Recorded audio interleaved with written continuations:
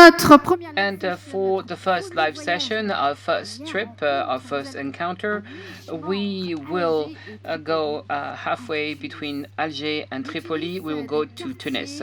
Tunis of the neighborhoods and of urbanism, not those of beaches and tourism. So to talk about it, I would like to welcome Audrey Guiral Naepels, who is in charge of the division for urban layout and housing.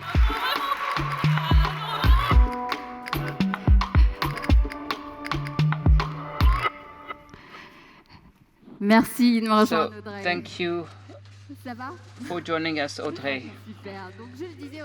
So I was saying, Audrey, for those of you who are watching us and those who are here in the amphitheater, that you work in a division for the urban development, layout, and housing of AFD. So in which, in what way is the urban situation in Tunis is remarkable? Because I understand it is.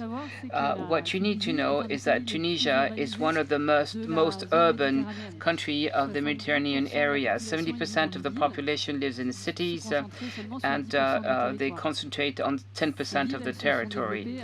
And the cities grew through a very rapid urban development, which came from the exodus from the countryside, and these new neighborhoods are developing further away from the center and the employment, and they develop in a way which is not connected to the water and public transportation, and it's more and more social, poverty. So what is the global answer?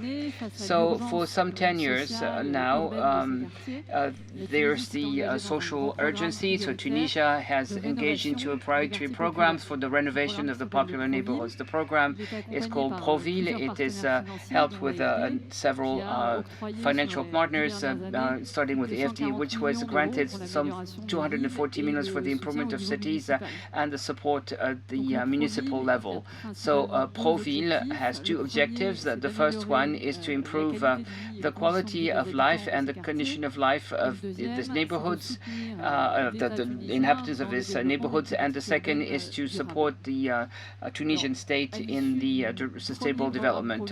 So at the end of the first Proville program, this 860,000 people saw their conditions of life improved, and the second program is it has an impact on 115 neighborhoods and 700 inhabitants. It has been reinforced with a positive program to enable the inhabitants to participate in the future of their neighborhoods. And this is the urban nursery. So the nursery is initiatives which was launched by the AFD, which has taken as an example, Johannesburg, Sao Paulo, Paris. So it's a temporary and a transitory urbanism with, as an objective, the idea that inhabitants will take part in the conception of neighborhoods and the conception of the layout.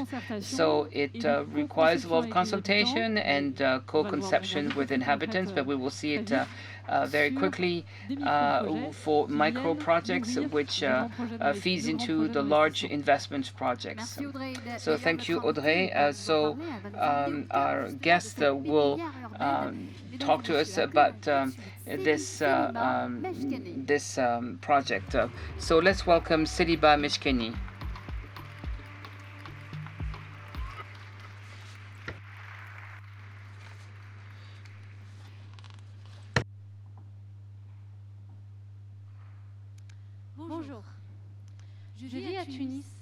Hello, I live in Tunis, and thanks to wonderful encounters, I've rediscovered my country, and I feel more involved every day. Today, three wonderful people I would like to present to you. People from the urban pépinière project called Nes El Houma, a socioeconomic project that is unprecedented in Tunisia. So here's Takwa and Sabri Guli. Going to school wasn't always easy for these twins.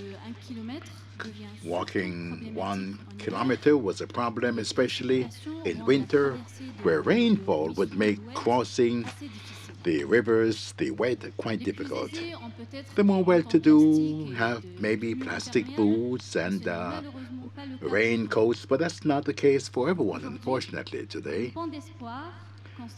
The Bridge of Hope, built in collaboration with the Association of Social and Cultural Work in Sidi Marouane El Bokri in Tunis, not only facilitates the life of pupils like Sabri and Takwa, but that of all inhabitants in this neighborhood who can therefore move around more easily, for the school to be within reach of everyone.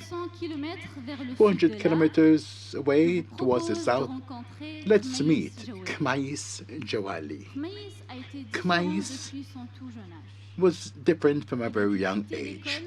He left school after he was born in Metouya in Gabes because of difficulties with learning and also to help his family to survive by collecting bottles to be recycled. Today, with the fund from the urban nursery and thanks to support from the NACWA Association, he started this project of producing fertilizers.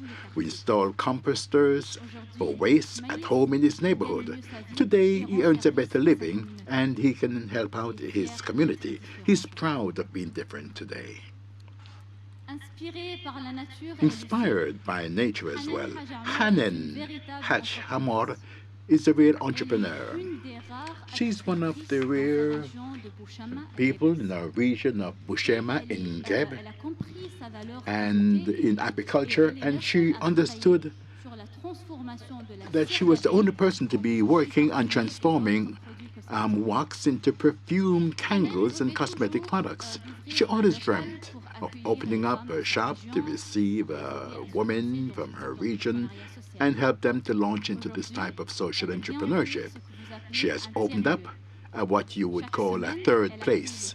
Each week she receives women from her region and provides them with her assistance and with advice, helping them to embark upon this type of business.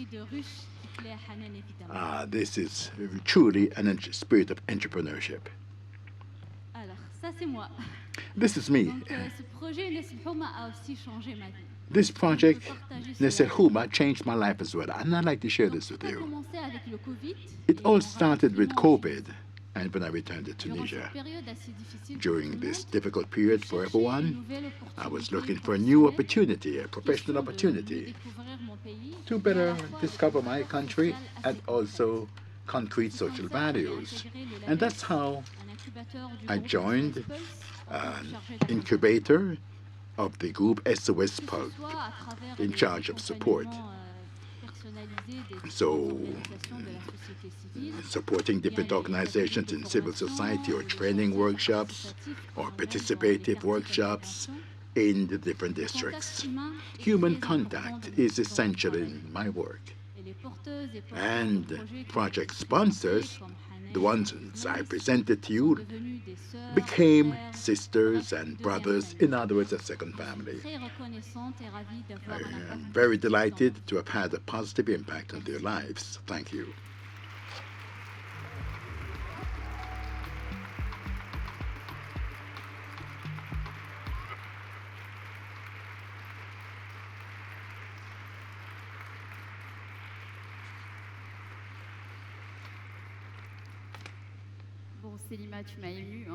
Well, she really moved me. I knew that. She moved you too. Audrey, with the urban nursery, with initiatives, this is all to foster a more global rehabilitation? Well, the interesting and innovative thing is really complementarity between micro projects that are conducted locally on the one hand and structural investments at national level. What's noteworthy as well is the dialogue and links to these nurseries between civil society, inhabitants in these districts, and at institutional level. The Urban Renovation Agency in Tunisia implementing projects, and through this mechanism also evolved in this way of designing projects. And a strong dimension that Selima showed us, temporality, the time factor. These projects were set up very quickly in the short term, with an immediate impact, changing things straight away, as you saw with the third place.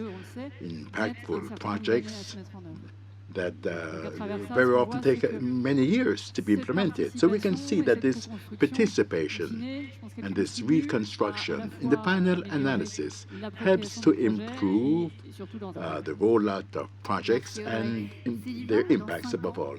Thank you. In 5 years' time, Selima, where would you be? What should you be doing? Oh, let's hope I'll still be serving my community. Oh, great. Maybe I too will embark upon my own adventure as a social entrepreneur, be it in urban farming or transformation and renewable energy. Let's hope so. Thank you. A round of applause for Selima. Thank you, Audrey, and thank you, Selima. Thanks to the partners who are by your side. Thank you so much. We're still in Africa, but further west, between Togo, Benin, and Guinea. A program enables young girls to be emancipated to sports and gender equality and to assert themselves. Let's speak with Laura George and Benjamin Coudert.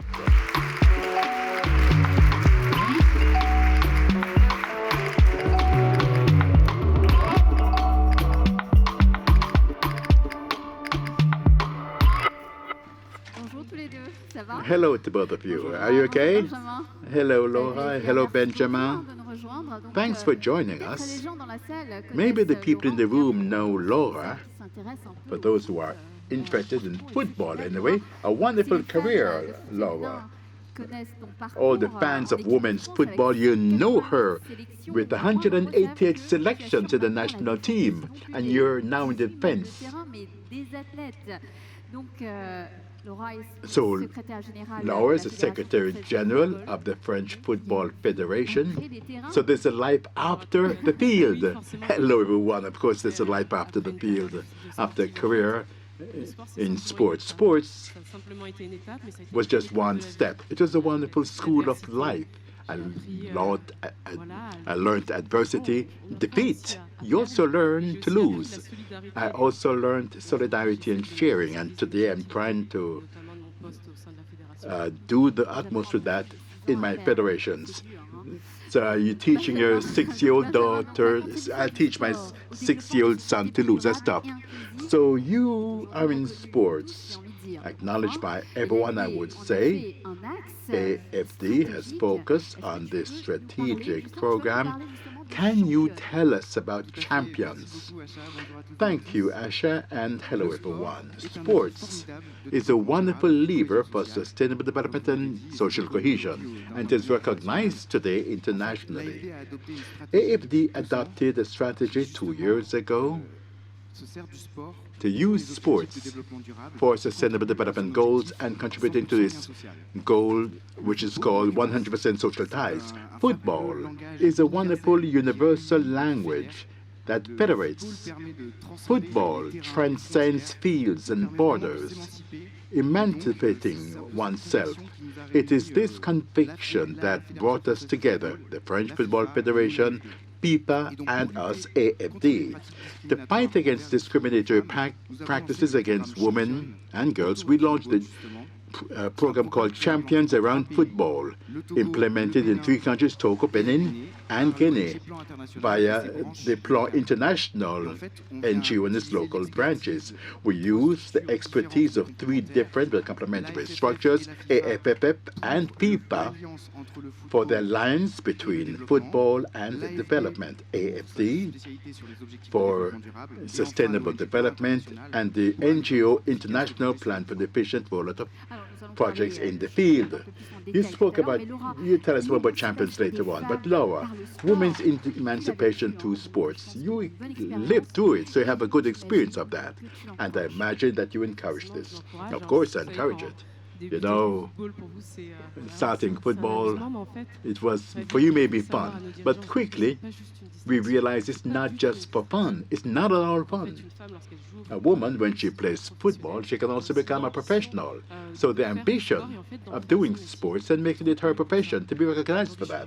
Today, I'm really delighted that we can, and that AFD can support the sports program alongside Plan International and FIFA, and us, the Federation. We can also lend our support, because making girls play, that means giving them consideration. In France and in Europe, we believe that everything's able to do sports. I can tell you that it's easy for these women, but in Africa, it's a way of enabling them to go beyond their homes and to have their own activities, to have some consideration, to feel proud. And in development, people like to talk about development, but just the fact of listening to people and putting them to the fore, feeling strong and feeling that you're recognized, people need that. So this is what we do through our programs, so that the girls play, and there's a pride, sense of pride that comes out. Thanks, Laura. And champions, how is that organized?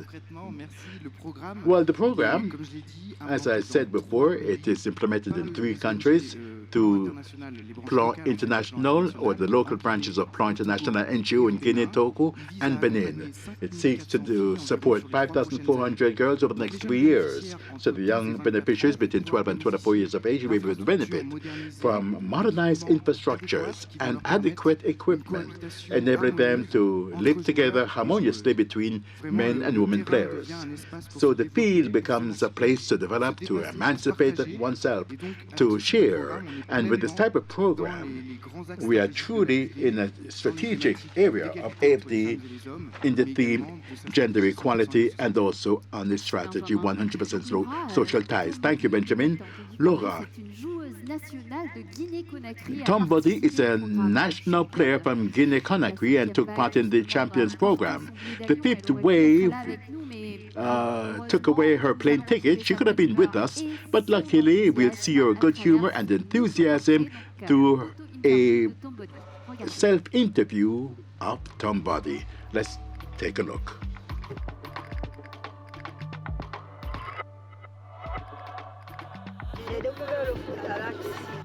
I discovered football when I was 6.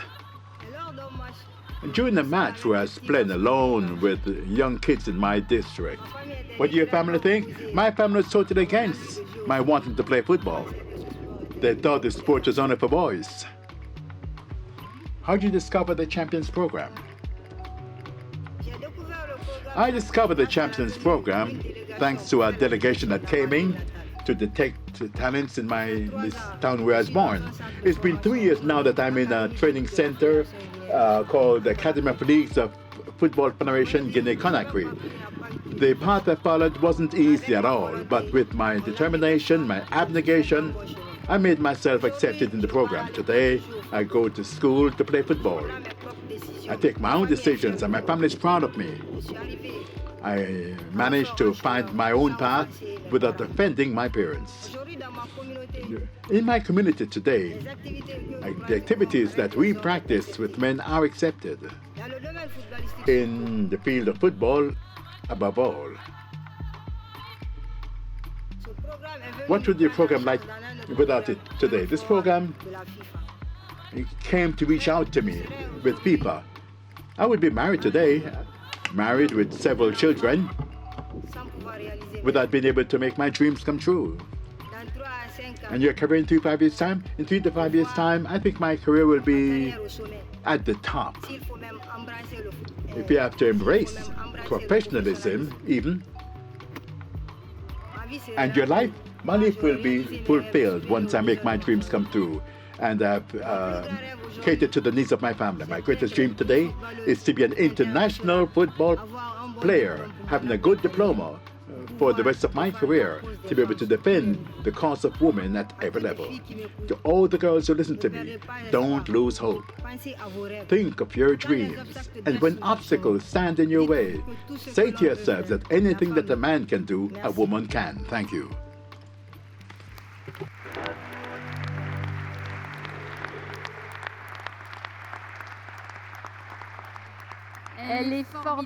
She is wonderful, Tombody. A very powerful and clear message. Laura. And Benjamin, what's your message for the young people listening to you? Well, my message for the young people is to believe in your dreams, of course, and realize that everything is possible, everything, when you truly believe. You often have young people who believe that football means becoming a professional. It's leading a life to become rich. But it's above all doing things with your heart and enjoying what you do. When you do things with your heart, things just follow. When you're doing things for the right reasons. The second message for parents: you can have a determination to play football, but if you're not supported by your parents and by your educators, sometimes your wings are cut off and you can't go very far. So my message for parents is push your children. Listen to their heart, encourage them. You will determine their success. And my third message is for you. You're here. Some of you have a chance to have an impact on decisions, helping with projects. A message for you is quite simply, don't hesitate to invest in sports, of course, because it can really change lives. Because investing in sports means giving a chance to young people to play. That means helping them to express themselves. And investing in women's sports, in women, that means thinking of tomorrow's generation, women who will be leaders, women who will be leaving the streets, women who will want to accomplish far more, because you have that possibility. You have the opportunity of reaching out to people and making their lives change for tomorrow. At any rate, thank you, and that is what I desire to pass on to you as my message. Thank you, Laura.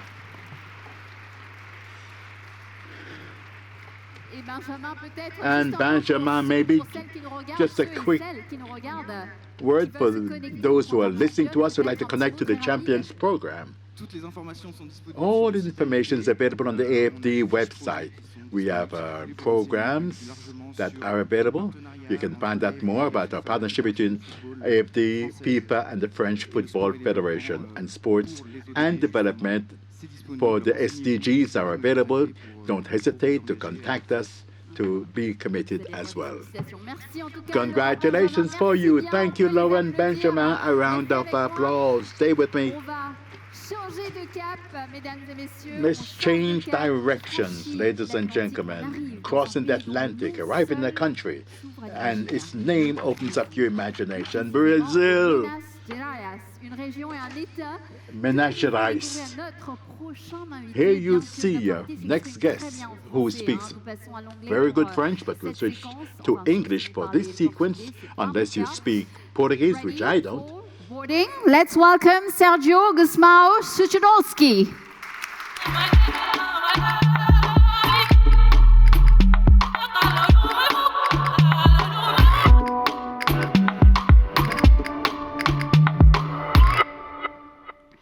Hello everyone, bonjour à toutes et à tous. Quel plaisir de vous joindre ici à Paris. Merci AFD, merci Rémi pour l'invitation. Thank you so much. I will talk a little bit about Minas Gerais. This is where Brazil started. This is where some of the colonial cities, 500-year-old cities of Brazil are located. This is where natural beauty is there. And this is where we also face some very relevant development challenges. We look at the natural beauty of our state, where many of the relevant rivers of Brazil are born, like River São Francisco and Vale do Rio Doce. We look at where some of the most important colonial cities are present, like Ouro Preto, which used to be the richest city in the Americas in the 18th century.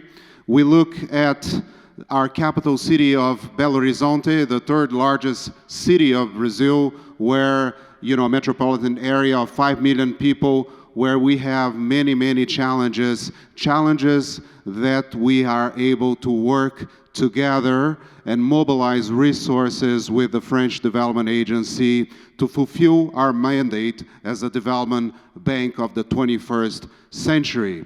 In this city, we started working back in 2013. So I invite you to come with me and take a journey in time and space and go back 8 years, so 10% of AFD's life. Here, we were able to sign our first agreement of 31 million euros to finance many different sites. First, renewable energy projects, as the one we see here.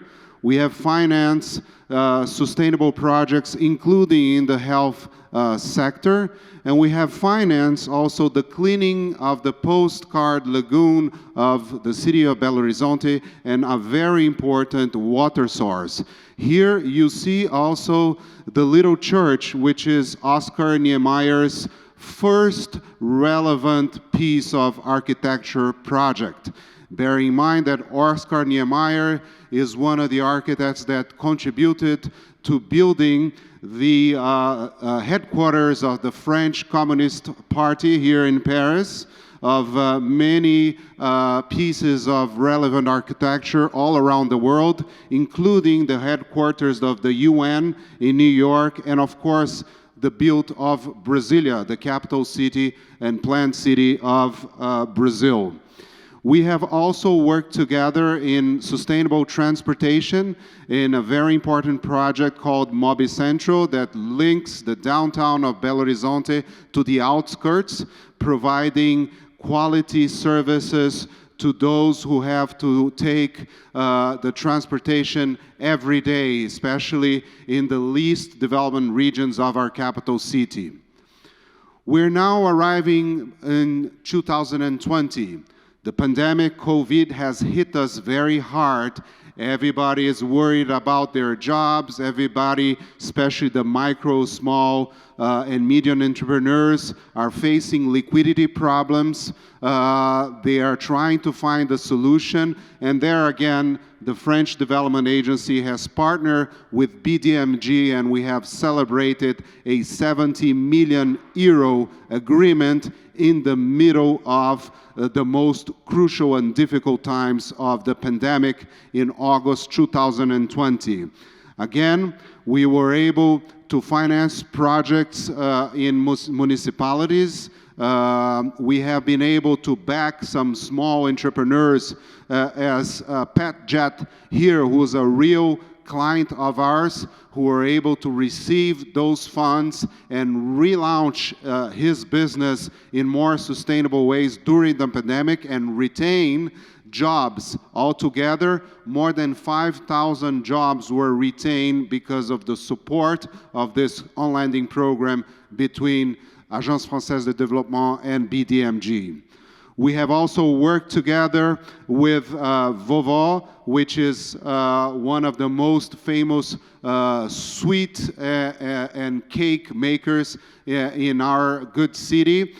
She has also a group of women who work with us. She's one of the beneficiaries of our gender finance program, a specific program for small and micro entrepreneur and companies that are led by female entrepreneurs. So this is a real case with a direct impact with SDG 5.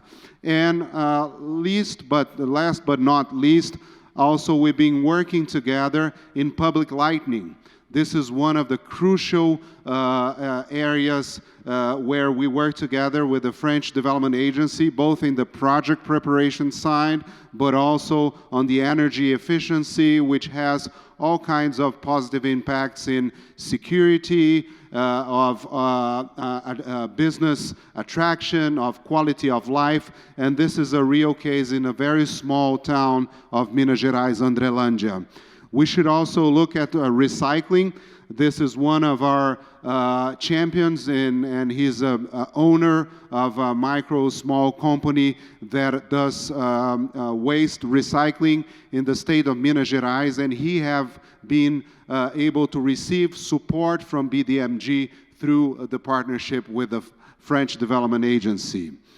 We're now looking at the future. We are living in a time of climate emergency. Remy has talked about Glasgow. I was there as well, and we have learned a lot and partnered with many multilateral development banks, French Development Agency. We saw our governments and also the private sector taking up very relevant commitments. This is a time of emergency. We need to partner for the future.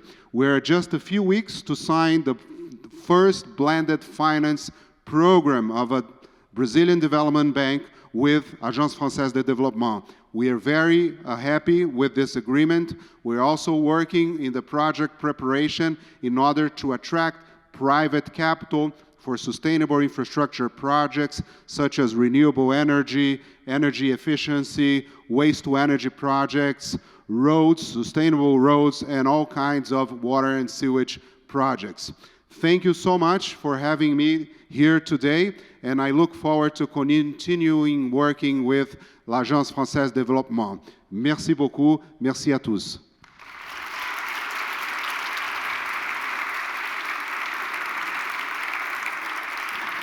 Thank you, Sergio, for this very instructive travel in space and time. Yes, so let's welcome Lucy, you agree? Right, so please join me, ladies and gentlemen, to welcome Lucy Astier-Suche.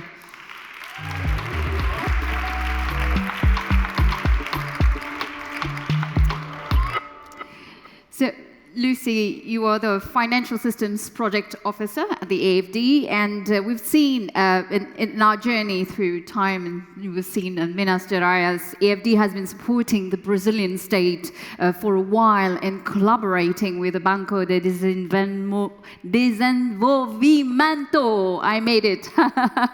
So have you been working for that long for BMDG? You look very young, though. Yeah, not that long. Good afternoon, everyone. No, I've been working with BDMG for 4 years now, even though it does feel like we have known each other forever, because BDMG has always been a natural partner for us, because I think Sergio presented it very well, but because really of the knowledge of the territory, and also because of BDMG's key role in financing public and private investment. And if we go back in time, in 2013, it was really a series of firsts. For AFD, it was the first project with a development bank in Brazil. And for BDMG, it was also the first project with an international donor. So as you can imagine, it was a learning curve, but we built every step of our partnership together. And so I won't come back on all of the projects, because this was very nice photos and presentation, but I would like to highlight the strategic partnership that we built. Besides the credit lines, we also built a technical cooperation with BDMG. And in 2013, we focused on supporting BDMG in becoming a green pioneer, a pioneer in green finance in Brazil. But we didn't stop there. So in 2020, by supporting BDMG's needs to answer the pandemic and also to prepare for the recovery, we supported the bank with a technical cooperation in its alignment with the SDG. And also we are supporting BDMG really in becoming a leader in SDG finance in Brazil. So I would say that our partnership has really evolved in time. So it's like a fine wine. It's improving, and it's only will get better in the next years. You agree, Sergio? Fine wine? Yes, I always agree with Lucy. Always agree with her. Right, Lucy, probably maybe if you could give us some insight on one of the projects, the actions that have been implemented on the field during that period. Yeah, if I go a little bit broader, in Minas Gerais, we worked with other actors. So we worked with BDMG, but we also work with the state of Minas Gerais and the environment department of the state in Minas Gerais in order to answer to the state's priority. But I think it would be clear if I speak about figures a bit. Oh yeah, finance, figures. Exactly. Works together. So as a result of our partnership with the state of Minas Gerais, we supported the implementation of basic sanitation systems. So more than 1 million people got access to drinkable water and sanitation system. More than 20,000 rural households got also access to the electricity grids, and 60 municipalities developed waste system. And this was enabled by our cooperation to the state budget and also to the public policies implementation. But what we also tried to do in Minas Gerais is trying to connect the public policy sides to the investment sides. And for this, we did work with the state and some French partners in order to develop a climate platform called Climata Practica, which tries to disseminate good practices among investors, public and private, and to connect project sponsor to technical support and financial support. And we also supported the state's territorial climate and energy plan, which obviously is a policy plan, but mostly it tries to foster sustainable infrastructure development. And I would say that in all of this landscape, BDMG is really central because of it's at the crossroad between public policy and investment. And just to add some more figures to what Sergio has said as a result of our partnership, since our first credit line, more than 55,000 people got access to sanitation. More than 2 million people got access to sustainable transportation. So as you can see, I've really tried to focus on the state's priority, which are adaptation and mitigation to climate change, and also now social and sustainable development. So as a conclusion, I would say that I hope that we'll be here in 10 years just to talk about the next phases of our collaboration. Thank you, Lucy. Thank you very much. So, Sergio, if we continue our journey in time and look forward, what is your vision of Minas Gerais, let's say, in the next 80 years? Well, I think that we have a challenge ahead of us. We live in a time of climate emergency. We are in the decade of action of the SDGs. We are committed to the Addis Ababa Action Agenda to finance development. I think that we need to fulfill our duties. As 21st century development banks, we need to partner with the likes of close partners as the Agence Française de Développement. We need to learn from our peers through the networks that we are building together. And I should refer to one initiative that Rémi, myself, Idri, FMDV have launched, which is the Alliance for Development of Subnational Development Banks in Latin America and the Caribbean. We should find solutions that work in Africa, in Asia, in Latin America, and put our balance sheets to work. We should fulfill the duty that we have in the 21st century as General de Gaulle has fulfilled his duty in 1941 and when he imagined and founded Agence Française de Développement. Sergio, Lucy, thank you very much. Thank you.